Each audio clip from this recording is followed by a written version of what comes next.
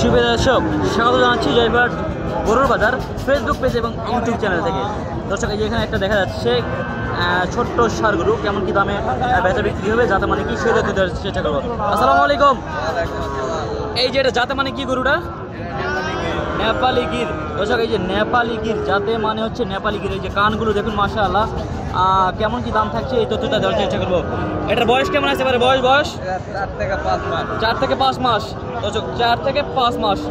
এই যে এই গরুটি দাম কেমন কি রাখতেছেন? এটা চাওয়া দাম 45। দর্শক, এই যে সর্বনিম্ন একটি দাম 45,000 টাকায়।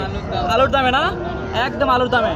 এটা একবারে কত হলে রাখা যাবে বলেন তো? দর্শক নিতে চাইলে 40।